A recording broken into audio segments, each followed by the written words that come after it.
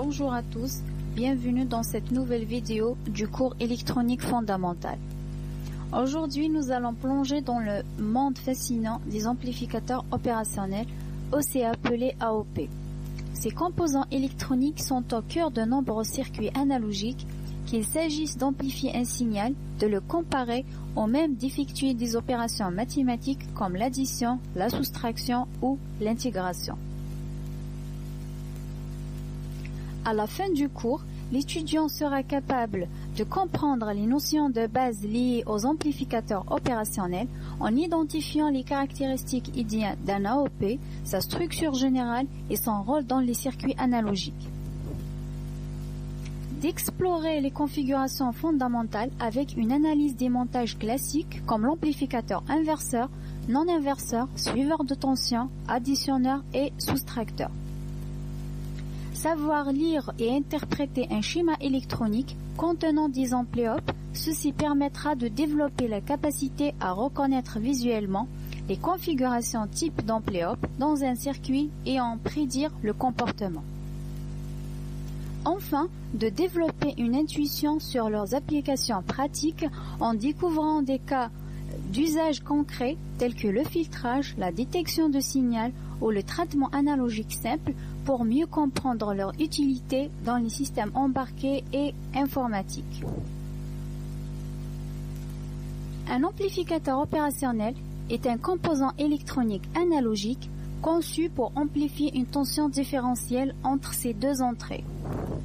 Une entrée non inverseuse V+, avec un courant E+, et une entrée inverseuse V- avec un courant I-.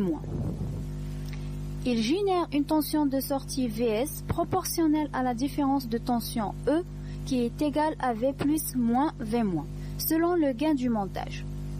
L'ampléope est alimenté par deux tensions symétriques, plus VCC qui est une tension d'alimentation positive et moins VCC qui est une tension d'alimentation négative.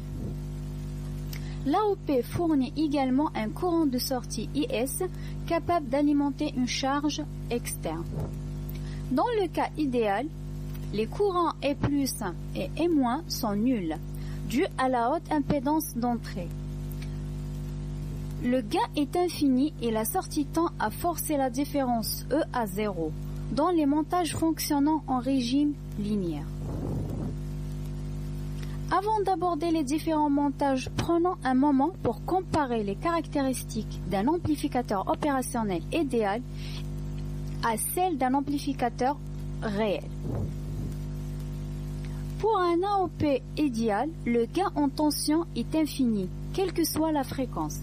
En revanche, dans un AOP réel, ce gain est très élevé, mais reste limité à une plage de fréquence allant de 0 Hz à quelques MHz. Le courant d'entrée est nul dans le cas idéal, alors qu'il reste très faible dans le cas réel, qui est de l'ordre de quelques dizaines de picoampères. L'impédance d'entrée est supposée infinie pour un AOP idéal, tandis qu'elle est très simplement très élevée dans un AOP réel. À l'inverse, l'impédance de sortie est nulle pour le modèle idéal et reste faible dans la pratique. Enfin, la bande passante est théoriquement infinie pour un AOP idéal, alors qu'elle est limitée à quelques MHz pour un AOP réel. Le taux de rejection de mode commun d'un amplificateur opérationnel, abrégé par Common Mode Rejection Ratio, c'est une mesure de sa capacité à rejeter les signaux identiques présents sur ces deux entrées. Ainsi, il quantifie à quel point l'ampléope amplifie uniquement la différence de tension entre ces deux entrées V+ et V-, tout en ignorant les signaux communs dus au bruit ou aux interférences. Comme on l'a vu tout à l'heure, la tension de sortie Vs dépend uniquement du gain et de la différence entre les deux entrées positives et négatives. Mais en réalité, et dans la pratique, Vs n'est jamais absolument indépendante de la valeur individuelle de V+ et de V-. Et on peut écrire Vs est égal à AD fois la différence entre V plus et V moins, plus AMC fois la somme entre V plus et V moins sur 2, avec AD représente le gain différentiel. Quant à AMC, représente le gain de mode commun. Le gain en mode commun correspond à un effet indésirable. Par conséquent, il doit être le plus petit possible. Il est donné à partir de taux de rejection de mode commun, noté CMRR, défini par le rapport entre le gain différentiel et le gain de mode commun, ou il est donné en décibels par la relation 20 log fois le rapport entre le gain différentiel et le gain de mode commun. Le régime de fonctionnement d'un amplificateur opérationnel dépend du type de montage dans lequel il est utilisé. On distingue principalement deux régimes. Le régime linéaire, associé au montage à rétroaction ou à contre-réaction négative, et le régime non linéaire, également appelé régime de saturation, correspondant au montage à rétroaction positive. Dans les montages à rétroaction positive, une partie du signal de sortie est renvoyée vers l'entrée inverseuse de l'ampli-up, ce qui permet un fonctionnement stable et proportionnel. Dans ces conditions, on considère V plus est égal à V moins, autrement dit la différence elle est nulle, et le courant d'entrée E plus et E moins sont nuls. En revanche, dans les montages fonctionnant en régime de saturation, une partie du signal de sortie est appliquée à l'entrée non inverseuse, ce qui provoque un basculement de la sortie vers l'un des niveaux extrêmes de tension. Ça veut dire la tension de sortie peut avoir uniquement deux états, soit moins V de saturation ou bien plus V de saturation. Nous terminons ce cours en illustrant chaque mode de fonctionnement par un exemple de montage, en commençant par le montage comparateur, qui est un montage en amplificateur opérationnel dans lequel il n'y a pas de contre-réaction. Ça veut dire qu'il fonctionne en mode non linéaire. Il compare les deux tensions V plus et V moins. Si le V plus est supérieur à V moins, la tension de sortie est plus V de saturation. Si V plus est inférieur à V moins, la tension de sortie est égale à moins V de saturation.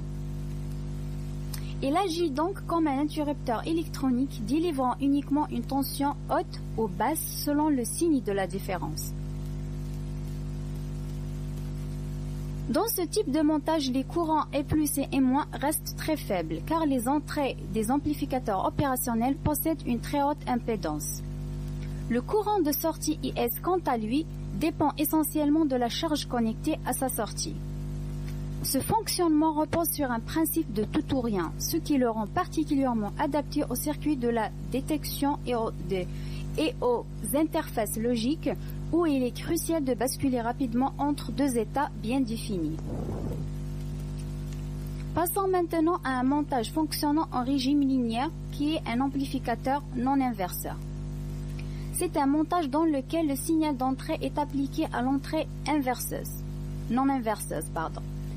C'est idéal pour amplifier un signal tout en conservant sa forme. Il amplifie le signal sans en changer la phase, c'est-à-dire que la sortie est dans le même sens que l'entrée. Le courant dans R1 circule dans le même sens que R2.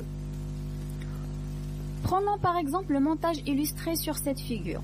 Son régime de fonctionnement est linéaire. Alors, on peut écrire E plus est égal à E moins est égal à 0, V plus est égal à V moins et est égal à V in.